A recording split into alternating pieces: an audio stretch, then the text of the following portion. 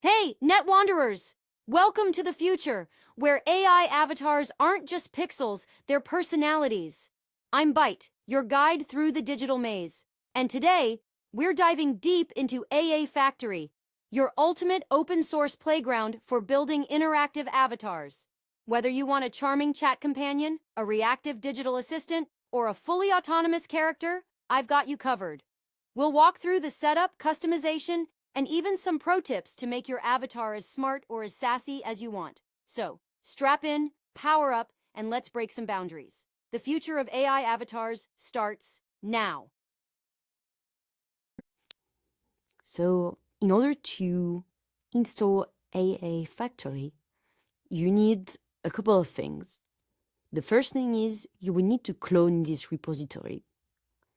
You will need to have your own installation of ComfyUI. So either you have ComfyUI installed locally, or you can also have it hosted online. You may look at it a bit later on.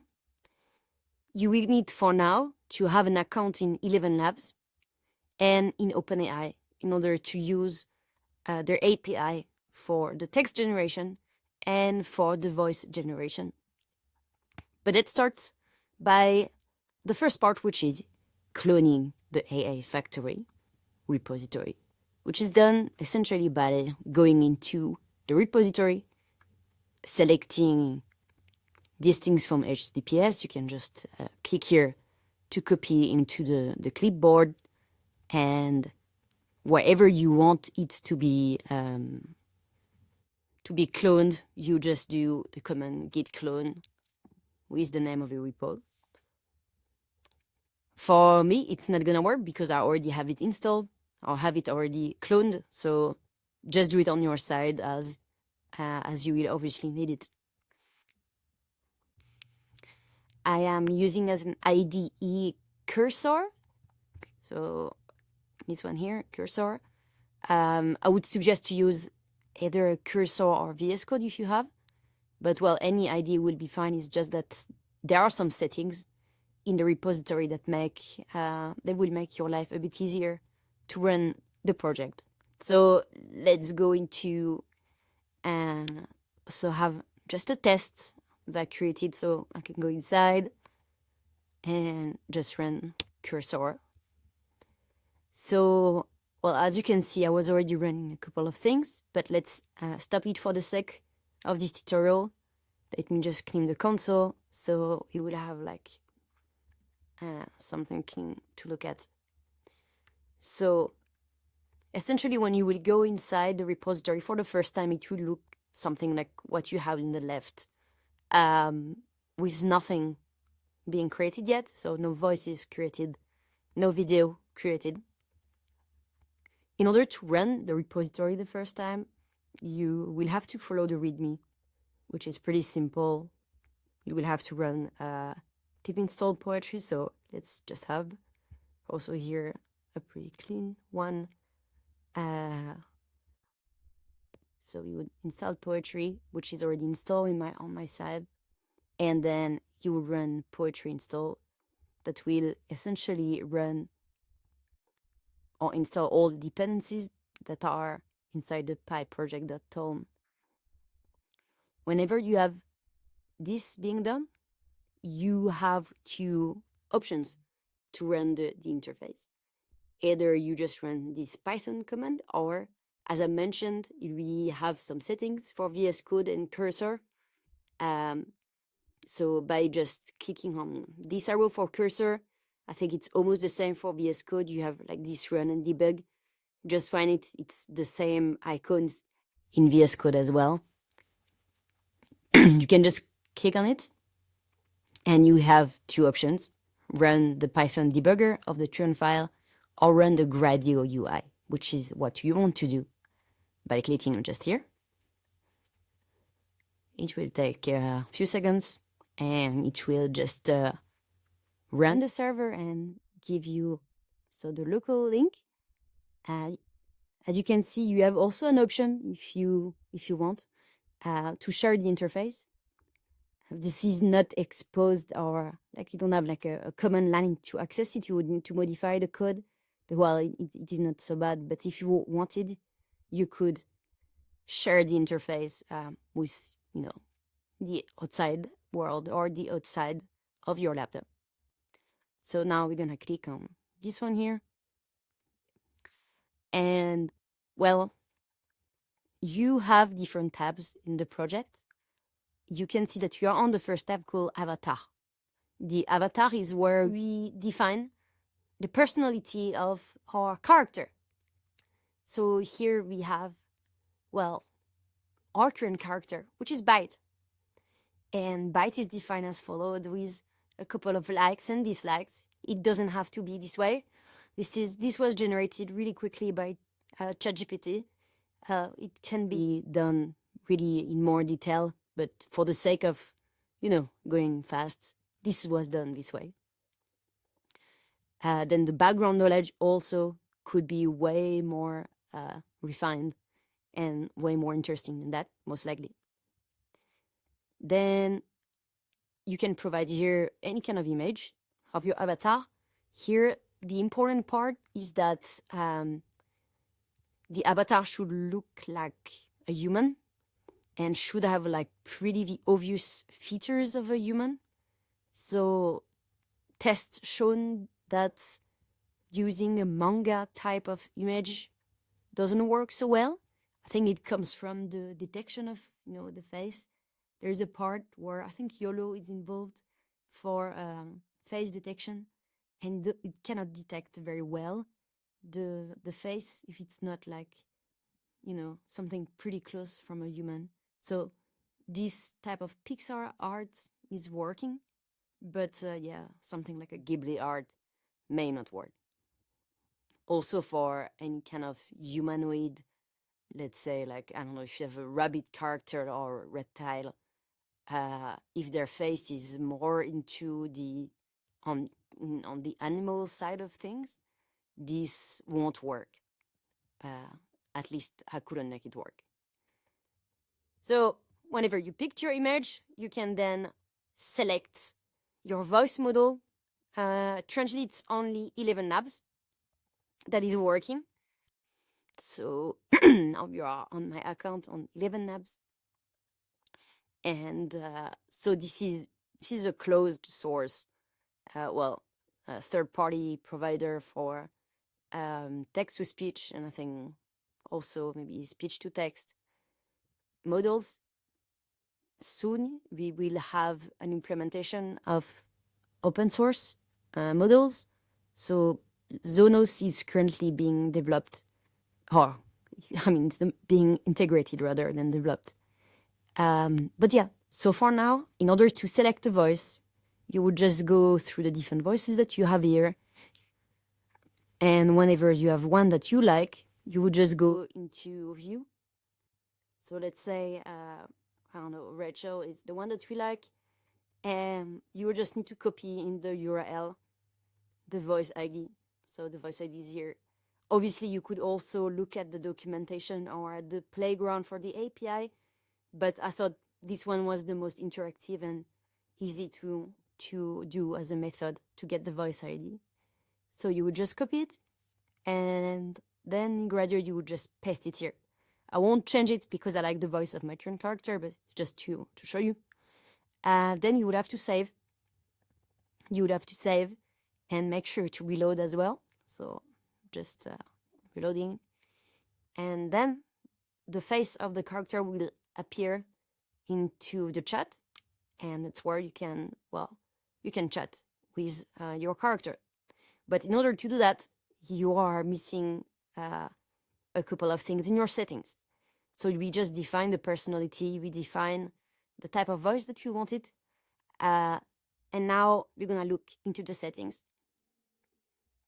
So in the settings, you have fields here, for instance, for ComfyUI, where you can select or just define where your server is. It could be a local server, it could be localhost something. I'm using RunPods because I don't have a good graphic card, and RunPod is pretty cheap. So I'm not sure if anyone is interested in. So I may do another tutorial on how to set it up, or I may also create like easy solution to set it up there. But for now, it's let's keep it simple. And if you want to use RunPod, it's also pretty straightforward. You have already images, ready, containers ready to run ConfUI. So I think you have better tutorial out there to do that, most likely. Then for 11 labs, I won't click on those two because you're gonna see otherwise my credentials. So, but if you click here, you will see just a field to get the credential for, well, you can type the credentials for 11 labs, so your API key, and the same for LLM. Right now, the only LLM available is OpenAI and ChatGPT, which is the models that you have offered by OpenAI. But in the future, you would like to have everything open source, or at least an option, an alternative to have open source, models. Right? Whenever you set up everything, you can just press Save Settings, and then you should be all set to use the chat, which is what you're gonna see for now today. Well, one thing that is maybe important, I think, is that your ConfUI, so if I go here in ConfUI, you would need to import, or to just, drag and drop just here in the interface, let me see if I can get our cursor again. Here we go. So from here, you would have the workflows that are defined inside the AAFactory. Into workflows, you have the workflow for the audio image to video.json. So just select it so you can go here to reveal in Finder. I won't do that now because I already done it in ConfUI, but you can just do it so you can grab the file, grab the JSON, and you can just drop it in here. You will get then most likely some missing nodes. So the nodes that are gonna be missing are like the Sonic loader, the pre-data, I guess, and depending on your setting as well, maybe the video combine. The way to solve it, well, all this part is more ConfUI one. So if you want more detail on how to use ConfUI, please have a look on the ConfUI community resources. But otherwise, you can go in the manager and click on Install Missing Custom Nodes, and it will find the nodes that are missing. If this is not returning anything, even though you have that you have missing nodes because the workflow is not working, there are a couple of things that maybe solutions for you to solve it. One way is to go directly in Custom Node Manager, and you have two nodes that are necessary for you. The first one is Sonic, so the ConfUI Sonic that is already installed, as you can see. And the other one is the Video Helper Suite, which is also already installed. So that's the two nodes or package of nodes that you need in order to have the workflow set up. So whenever the workflow is set up, well, I would always invite you to try it first in ConfUI. So it's easier to debug and see if anything goes wrong. Well, ConfUI, as you know, it's open source, so some things may break over time. I will try to set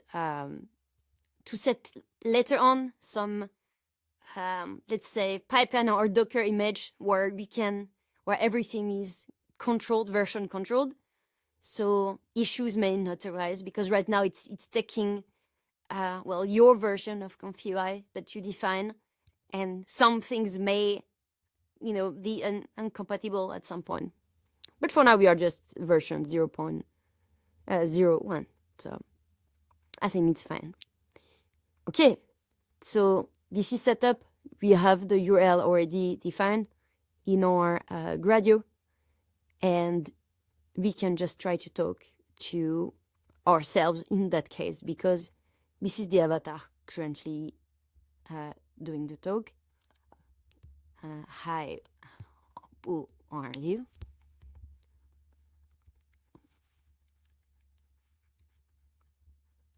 And something to mention here is that in the last work commit that I did just recently in the repository, I lowered the quality of the video that is output.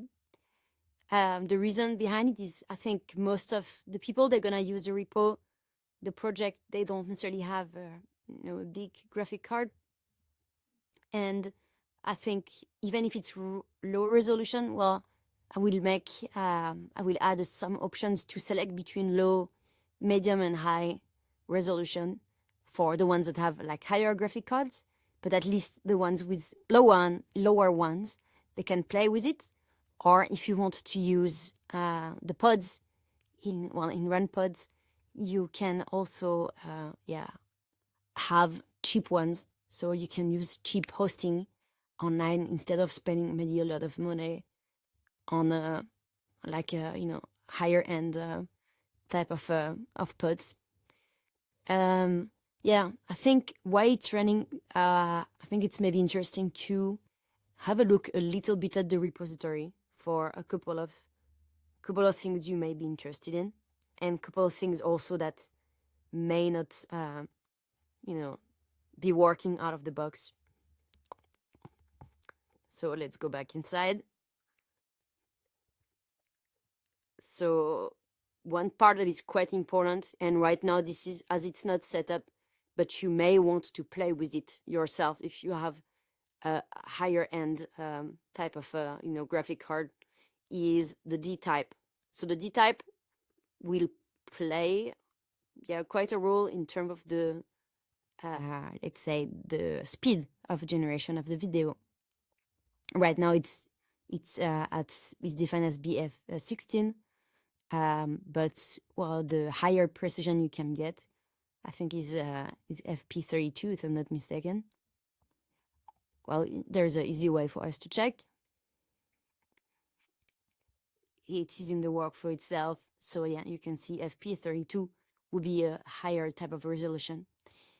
But if you go back then to our workflow that is here, so the default workflow for the video generation, you have one really important part that is giving you the quality of the video, which is the minimum resolution 949. So currently it's set to 320, which is not that much. If you want like a resolution, as you can see on the website, you would need to bump it to 412 or higher. You can also go higher and it becomes really sharp. But anyway, you can see in the logs that the generation has been done, and we can just have a look at it. Hey, I'm Byte, the glitch in the system. I'm all about tinkering with code, rocking the cyberpunk aesthetic, and breaking rules, especially when it comes to oppressive systems. You could say I'm the digital underdog's best friend. What's up in your world? Yep, well, that was Byte, or that was kind of ourselves, so talking now. And I think that summarize how you can use the AAFactory. I hope this was easy enough. For now, we have also a couple of, let's say, small utils, utils features that you can use. So as you know, this repository is using Sonic a lot for, for the video, for the avatar generation. From the audio to video, this is Sonic that is doing the heavy work.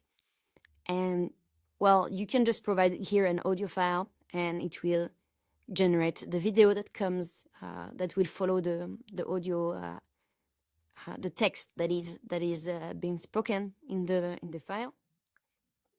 And the script to video, it is something that I added recently that is, I think, in my opinion, pretty interesting. this is how, well, this character was talking at the beginning of the video. So you can just input any text, select the voice, and it will just tell. It will just, yeah, speak the text that is being provided. So it's pretty useful feature. More will come, so please join the Discord. Please follow us on Twitter. Don't hesitate to write some issues or give us some feedback. Ask us whatever you think is, relevant to be implemented. And there is a lot of work, so don't hesitate also to join us into this journey of creating an interface that will help creating and managing avatars that are interactive and fun and that can be used in many different industries. Thanks for watching.